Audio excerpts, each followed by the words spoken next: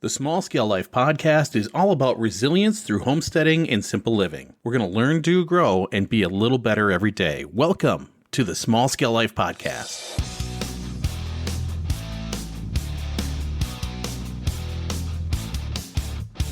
Welcome to the Small Scale Life podcast. I'm your host, Tom. Welcome back to the show. So glad you're here. I am coming to you live right now. Live from Eagles Ridge, our land in western Wisconsin. We did a whole podcast on finding Eagles Ridge. Julie and I talked about that a while back, and I'll have the link to the show notes in that in case you want to know. We did buy about 2 acres of property here in western Wisconsin, and I'm recording from the land today. It's been a dark and rainy and cold and windy, very windy day. I'm sitting in a pickup truck. Yeah, we're going to talk about that too sometime real soon. A pickup truck that we purchased for this Homestead project, and just doing recording. The last recording I did, the last podcast episode I did, and I was thinking about that on my way over here before I started recording, was what is resilience? That was an episode before we purchased this land. I ended up at the landing just about a half mile from this property, and I finished the podcast episand there, and in the video I walked down to the water, and I was just a half mile away from here. It was just like it was meant to be. And I'm back. I'm back here podcasting, back behind the mic, just with my little Roland recorder here. Nothing too fancy. My Roland R-05 MP3 recorder, and it's really nice. I've been using this for a few years now. But I wanted to come to you today and just kind of catch up and do a quick Eagles Ridge update, and then we'll do our Hall of Heroes, of course, and then we'll just jump into the topic today, which is called flow. Really simple. I know SEO and Google is going to scream because it's not a long, but not too long of a title. You know, they have these rules, but screw it. We're just doing flow today. We're talking about flow. And I'll get into that, what I mean. But yeah, thank you for being here today. We are very thankful you're here. And as always, we've done this all year. We are starting our podcast episode with gratitude. It's hard to have a bad day when you start your day with gratitude, or start your podcast episode with gratitude. So wanted to welcome you all here. You are our most important people because, hey, you're following us, you're listening to us, and we do appreciate it. It's been a bit, but that's okay. It's been a crazy, crazy May. A lot's happened. We will catch you up on all of it in a future podcast episode, but not today. Also wanted to do a bunch of shout outs. We have Amy Dingman. She is awesome. She's our friend up there in Minnesota. She's a podcaster at A Farmer's Kind of Life. She's been belting out some great content, and we just really appreciate her and love her to death. Hopefully her birds are doing well and thriving. They were under attack from rats, and you can catch up all of that on A Farmer's Kind of Life on her podcast, and she's got a great podcast going there.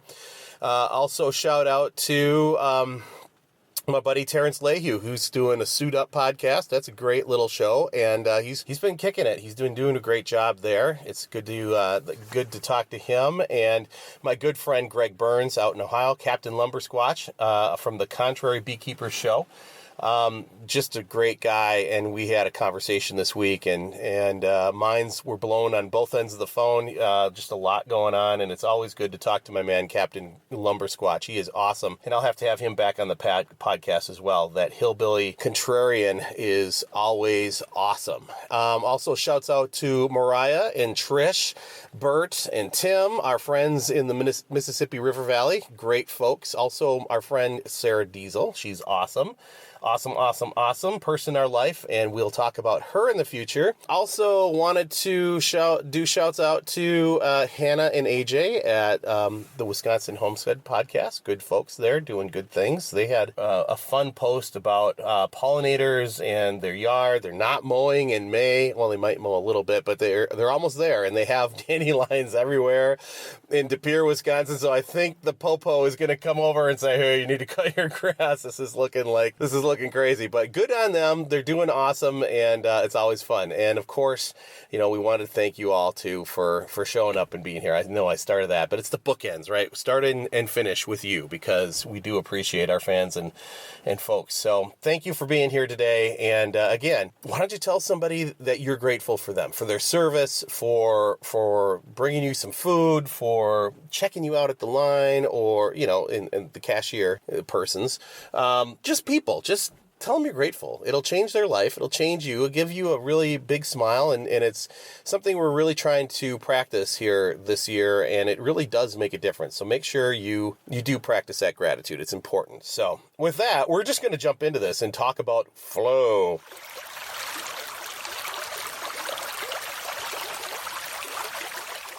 So there is a movie that, and I've used this line a lot, and I used it in my brother's wedding.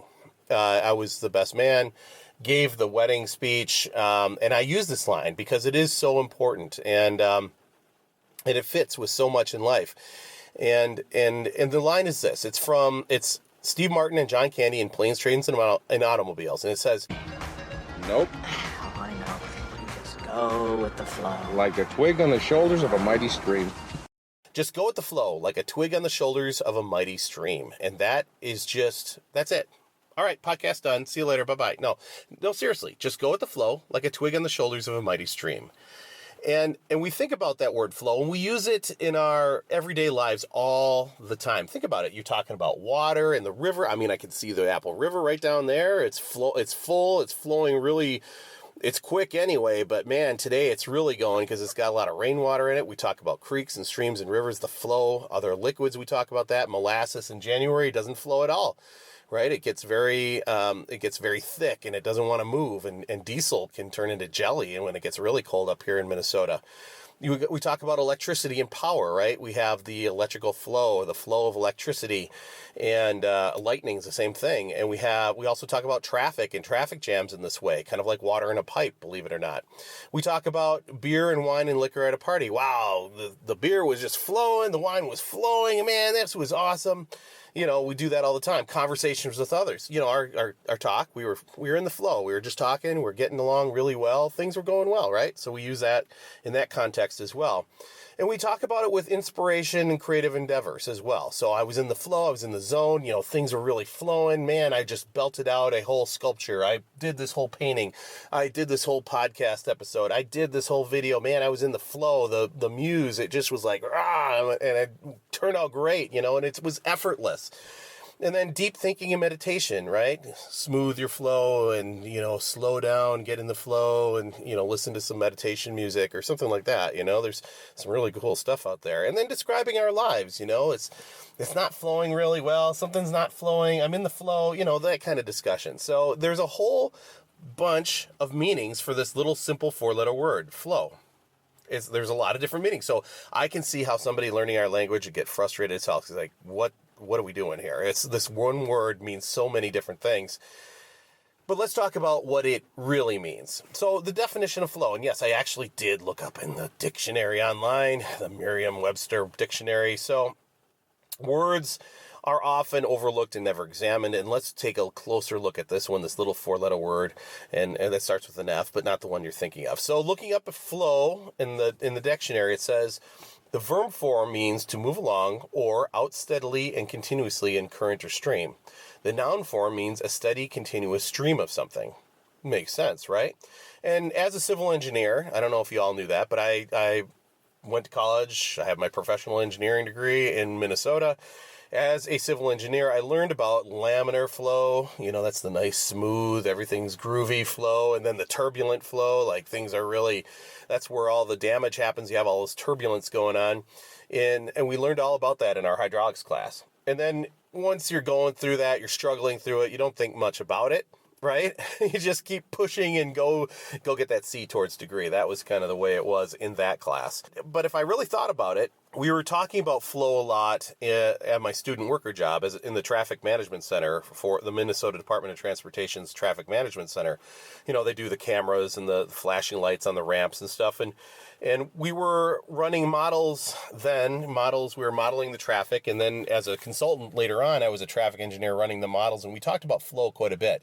And you could see, you know, with the cameras, and you could see in the model when you have an incident, you lose lanes, suddenly you have this ripple effect and the flow is constricted and suddenly the backups happen, the traffic jams happen, and you have an incident, construction, a police action, something like that. You could see the ripple effect as that traffic all backed up and people were looking, what's going on over there, and you would have a natural slowdown, and that's how a traffic jam happens. that is flow. Traffic is flowing just like water through a pipe. Coming back around, I haven't done traffic modeling in a while, in a few years.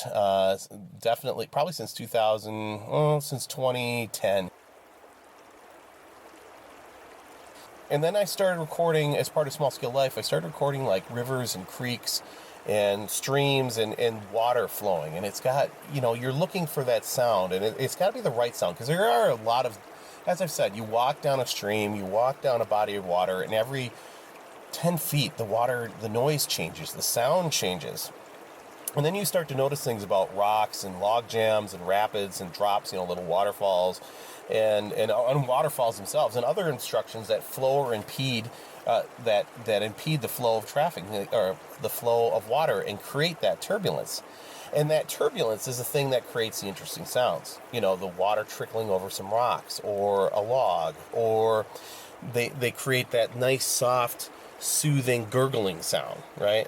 It's just nice and soft, and it's easy to listen to and like to fall asleep to, and it relaxes you. But then you have rapids, right? A lot of rapids, or some rocks, or you have the drops, or small waterfalls, or bigger waterfalls, and they create this high energy rushing sound that can sound almost like static on a radio or TV. And I realize that modern TVs don't do this. This is back in my day, back in the 1980s, right? Where you turn it on, you get this static, and it was something else. But it can sound like that with a lot of energy. It just sounds like a lot of static. And I used to think that was really cool stuff, but then I found that the softer sounds are more interesting to me. That's just me. So, while all these obstacles can create great sounds for an ASMR type recording, those nice soothing sounds before you go to sleep, they cause commotion and turbulence in the flow in the nice laminar, it's like that nice smooth as glass flow, and all of a sudden rocks, and you got a lot of energy going on. There's a lot of energy around those obstacles, right? A lot of energy is pushed out as water starts to part and go around these things. And it's the same thing in our lives as well. Think about it. Your life is going around smooth as glass, and all of a sudden something happens, a crisis happens. And then what creates that commotion and turbulence, right? What creates all that energy? And it's like literally everything, right? Probably one of the biggest ones are money and income, not having it or having too much of it, because it does cause a lot of commotion, and it's our attitude towards it. A lot of times it's relationships.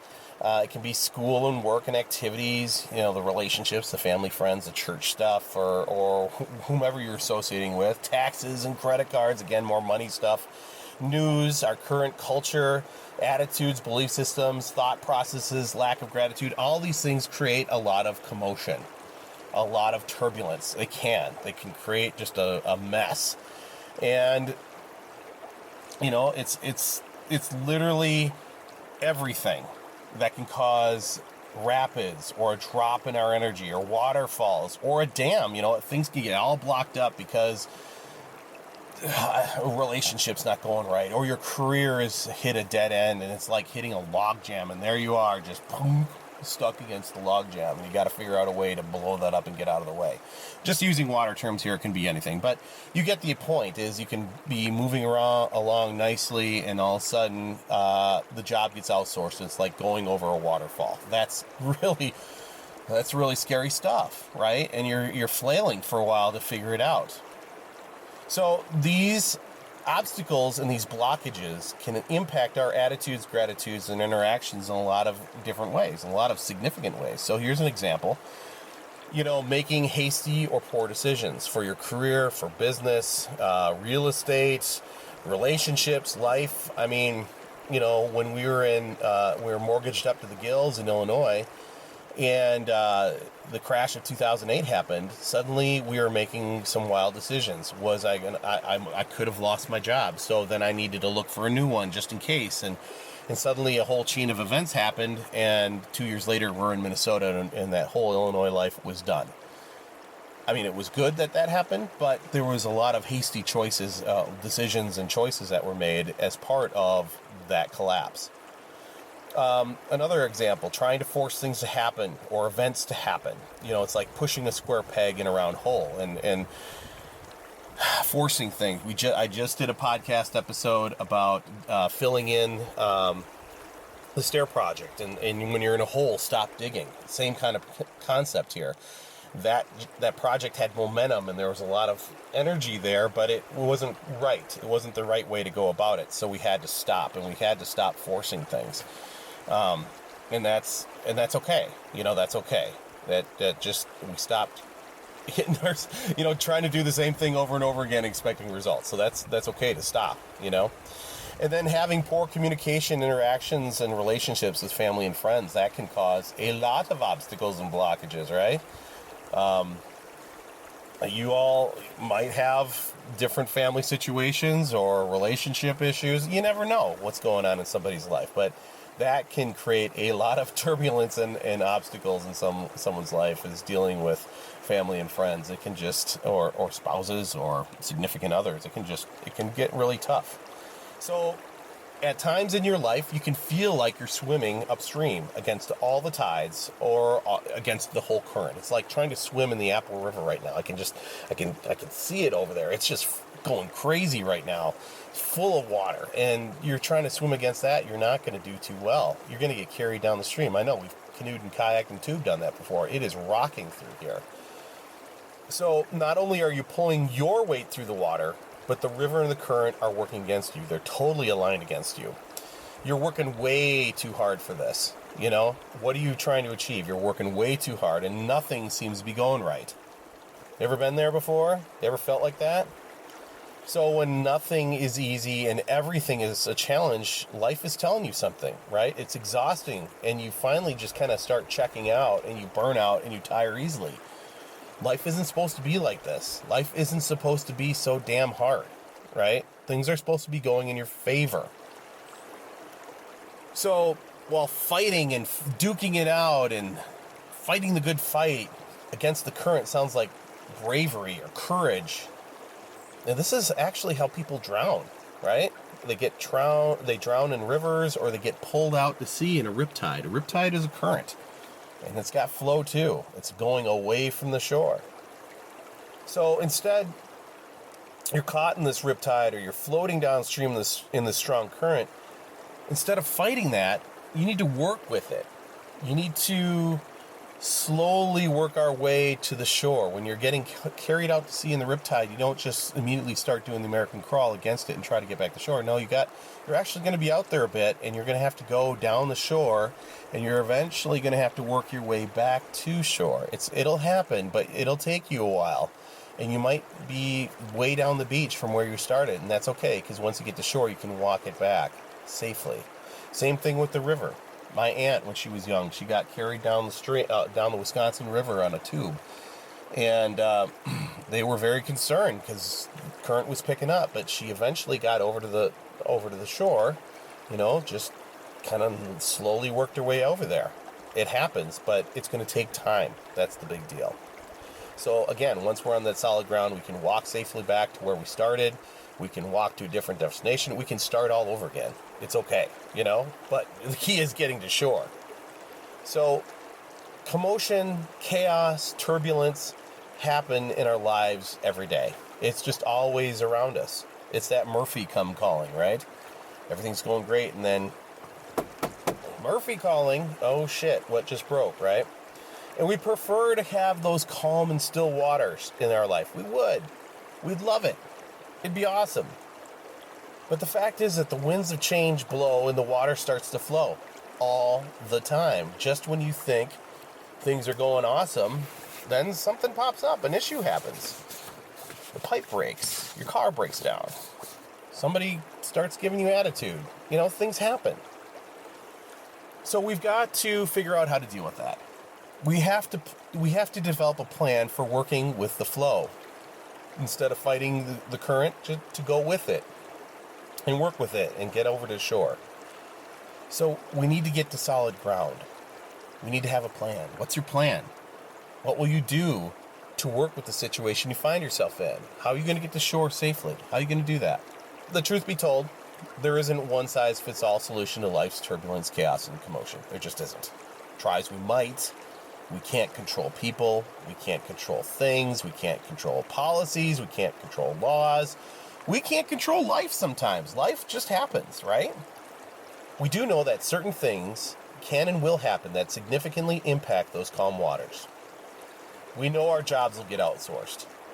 We know businesses close. We know cars break down. We know your house will need repairs. We know it's going to rain like today. We know it's going to snow someday. We know the pets and livestock will get sick and die.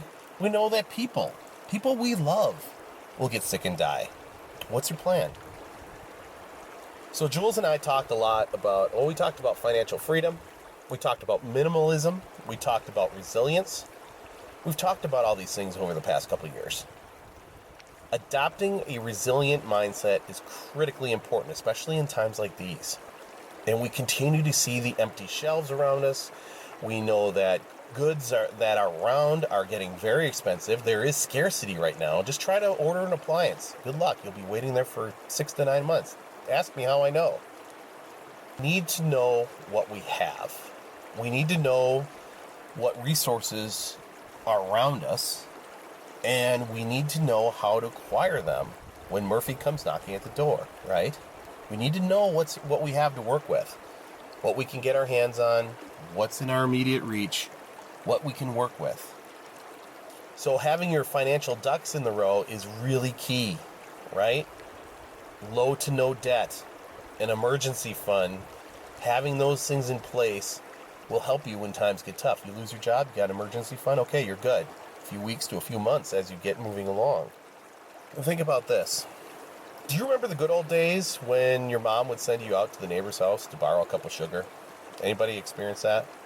You know, she's baking or something, and all of a sudden, oh crud, I need some vanilla, or I need sugar. And they make a phone call the neighbor. Oh yeah, send them on over. I'll have it ready for you. You'd go over next door, trot over next door in the snow, put on your moon boots and your jacket. You know, anybody remember moon boots? You walk over there and knock on the door and ask to borrow a cup of sugar. The neighbor would laugh and smile and gladly come back with a cup or two. Here's a little extra in case you guys need some more. And they'd tell you that it wasn't a problem at all. Not a problem. And this is how I grew up. And I know that's how a lot of you all grew up too. We didn't have Amazon on demand, right? We didn't. When's the last time someone came and asked you for a cup of sugar, right? When's the last time your neighbor did that? In this day and age, it doesn't happen very much. Sure, you got a Patreon, or you've got a GoFundMe or something for big stuff. But how about the cup of sugar? It doesn't happen that much anymore. It's because we don't really know our neighbors, and we don't even bake anymore. I know we don't. You know, we're trying to stay away from the carbs and stuff. This is that gift for gift exchange that has been a tradition for centuries, right? So someday I borrow a cup of sugar from you. Next day you might need one from me, and that's okay. That's how it goes, you know? This isn't a mining and extraction operation. This is, hey, do me a solid, and next day I'll do you a solid, or I'll do something for you. This is the bartering of life. This is how things happen, you know? And the bottom line is someday you might be the solution for someone else. You might have the expertise or the resource, the good, the service, something that somebody else needs. Someday you need it from them. Someday they need it from you. Gift for a gift. And it's not the same day sometimes. Sometimes it's weeks, months, years later. And that's okay. This is the ebb and flow of life. And this is how normal communities and neighborhoods have worked and villages have worked forever. The bottom line is, not all resilience is financially based. We should understand what resources are in our immediate area of influence. Our property first, then our neighborhood, community, town, and county. We need to know how to get them if we need them, right? We really, really, really need to develop a community and network of people that we can lean on when times get tough. Or sometimes they might lean on you, and that's totally okay. This is part of that community thing that we've been talking about for a long time here. And you might be saying, well, this all sounds real great. So what, right? I mean, I know there's a few of you that are talking about that, thinking that in your brain. What I'm going to say here, what I'm going to go through, you know, I realize people are in different places. So, you know, for those of you who are living through a crisis right now, This is it. I mean, you are in the depths of hell and you're clawing your way out of whatever it is. Concentrate on that. You are in survival mode. That is your number one priority, right? There's nothing beyond that crisis, whatever it is. You need to focus on that. Get through that. Get through that crisis. Julia and I have been there a few times in our lives. For most of our lives, we've been in survival mode. We've been in crisis mode, had crisis modes going on at the same time. It's really hard. It isn't fun. And that just saps all of your mental, physical, and spiritual strength. So do that thing first. Get through hell first, and then come back to this once it's all over. I think that's something that the prepping community and homestead community miss sometimes is, do this, and this. But some people aren't there yet because they're dealing with a massive crisis right in front of them. So do that first. And let us know if you need help, right? Or need somebody to talk to. But for others, we're not working through a crisis right now. We are thriving. We have a job. We have money coming in. Our family's good. Everybody's doing good. We got through this COVID crisis, and we're moving along. Things are happening. We have one thing, a massive gift, and that's time. We have time right now. So we can take the time to develop that plan, get our finances straight, and save up resources. So where do you start with that? Where do you start? Well, maybe you should start right here. Think about this. A long time ago, and it's been a long time since I've talked about this, I developed some core principles and themes for small-scale life. And I haven't talked about this in a long time, and we've gone through a lot of different rabbit holes and done a lot of different things. But after a year of lockdowns and scarcity and fear and chaos and just strange stuff, it's really time to get back to the land and back to basics. Really back to nature. And change is coming. It's coming all around us. You can't stop change. The only thing constant is change. And Julie and I are going with the flow of that change. So we have 10 core principles and themes that are designed to slow your life down, get back to nature, and focus on what's important. So here's what I see are some really core principles that I'm applying to my life right now. Number 1, learn skills, practice those skills, and grow by teaching others. So this is the learn, do, grow, be a little better every day. That's shortened down, right? So learn skills, do them, and grow, and then teach some other folks. Really important. Number 2, develop highly productive and easy to maintain gardens. And this is where the wicking beds and rain gutter grow system with container gardens and raised beds come into play. They're highly productive. They're freakishly easy. Yes, there's investment up front, but man, there's no weeding. You don't have to worry about weeds and watering. It just does it, right? So that's really, really cool. Number 3 is lowering the cost of your lifestyle. This is minimalism, right? Minimizing your footprint, getting rid of the excess stuff that's not needed or used. There's certain things that a minimalist is not a person with a card table and a folding chair and that's it in their house. They've got the things they need. They've got the essential things, high quality, essential things. Very few of them, but stuff that they need. That's important. Because then you're not burning a lot of cash on things you don't need, right? Number 4, become debt-free through budgeting and by eliminating out-of-control spending. That goes with number 3. Number 5, and we talked about this, locate, control, and conserve resources. And this is water, energy, transportation. And food, right? This is the stuff you're going to need if something happens and like a natural disaster comes. You're going to need to be able to find this stuff in your community, your neighborhood, in your community. And it's something that a lot of us just take for granted. And we found that out last year when the store shelves were empty. Where are you going to get food next, right? You're going to do DoorDash forever? It's something to think about. Number 6, build your community. That's your family, your neighbors, and your friends. And build it around you and help it thrive. Sometimes you might give for a bit. But eventually, things will turn and you'll get to. It's an ebb and flow, right? It's not just you giving everything away. If others love you, they will help you along as well. Be useful to others. This is kind of back to the learn, do, grow, be a little better every day. Be useful to someone. If you know how to do something, they'll call you up, ask you how that works. Maybe you're a mentor for someone, and that's totally cool. Or a big brother, or big sister. There's something cool about that. You're building that relationship. And then lead by example. This goes back to one of my guiding words. Be the lighthouse.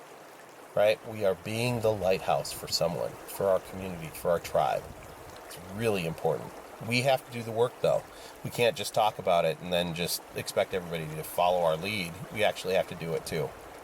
Number 9, return to the land. Number 9 and 10 are actually very tied together. 9, return to the land. You know, certain content creators in the homesteading space and prepping space have been screaming, literally screaming to get out of the cities. Well, we're doing that. We are returning to the land, and we're going to work with it to grow food, maybe have some livestock. I have no idea what we're going to do yet. You know, catch some fish, enjoy the outdoors. That goes to number 10, soak up nature and become one with it. You know, spend time outdoors. Dump the screens. Get away from those damn things. Get outside. Yeah, this year is really bad for ticks. We'll be talking about that in a future podcast episode too. Ticks are really bad this year, but it's beautiful outside. It's gorgeous. Go out and soak it up. It's a perfect time to do that right now. So think about those 10 points and the stuff that we're going to build small scale life around all this. I know we've gone here and there and done all kinds of stuff, but we're really building this around these 10 points. You know, we can spend a lifetime chasing dollars and cents, yet we don't have the sense to take care of the basic 10 core principles. We've become addicted to consumerism, screens, the modern Western culture that pumps out garbage at an incredible rate. And that's where we get into trouble, right? Too much debt, not enough savings, few prospects, no connection to nature or people, and living life on the hamster wheel fulfilling someone else's dream. I had a conversation recently with somebody, and they were looking forward to retirement in like 10 years, and they were just going to keep walking on that treadmill. And they're so smart, and they're so talented, and they can do so many things, and they're just going to work for 10 more years. And I'm like, dude, by the time you get there, you'll be kind of a little old man, a little old woman. There's a better way. There's got to be a better way. There's something you can do to break that, to do things differently. You don't have to wait until retirement to live, because that day might not come. It didn't happen for my dad, 53 years old, had a heart attack dead. You got to start living now. And that is a problem of the American scheme right there. Work until you're a little prune, and then expect to be something else. And you're tired at that point. No, that's not the way it should be. And I don't have an answer for where you go with that yet. We're working on it. That's why I was doing some interviews with people who had their own small businesses, so we can start thinking differently about side hustles and little businesses and trying to break that hamster wheel. Are you sick of all this yet? I certainly am. I work to live. I don't live to work anymore. And I did that in my 30s. I did that. I lived to work, and I worked a lot. And it was really unhealthy, and it physically damaged me. Just sitting in a chair for 12 hours a day? That's crazy. So, reviewing these 10 core principles over, I can see how we, Julie and I, need to ramp up and execute them as we start our new homestead in this rural place. And we don't know many people there. We don't know many people here. We don't know many people. It's going to be a challenge for us, right? We are creating a homestead out of nothing. But I think all the work and all the conversations we've had, all the studying we've done, it's going to pay off. It's amazing, all the things that we've done in different places and different spaces and improving houses and furniture and the land here, it's all coming together, and we're going to use it all. And we're starting to see results already. And we've just barely scratched the surface. We've just barely started. Just wait. Some of you that have been doing this for years, my hat's off to you. You're so far ahead of some others. But the key is to just start, right? To start. So change is coming. We need to go with the flow like a twig in the shoulders of a mighty stream. However, I like to say this too. We'll use our paddle, our 10 core principles, to guide us around life's commotion, chaos, and the rocks to keep moving forward. If you just go with the flow, you might find yourself caught up in a log jam or going over a waterfall. You've got to use your paddle to guide your way. So are you ready to join us on this adventure? We're just getting started. There'll be some twists and turns that we didn't even see coming. There's going to be some rapids, there's going to be some drops, hopefully no big waterfalls. You're going to have to hold on tight. We don't know what's coming yet. That's the beauty of it. So we better put on that life preserver. We might need it. We might roll a couple times. But it's time for the river to take us where it takes us. You ready? Push off. Let's go. This is Tom from the Small Scale Life Podcast. Remember to learn, do, grow, be a little better every day. Go with the flow like a twig on the shoulders of a mighty stream and use your paddle to guide the way. We'll talk to you real soon. See ya. Bye.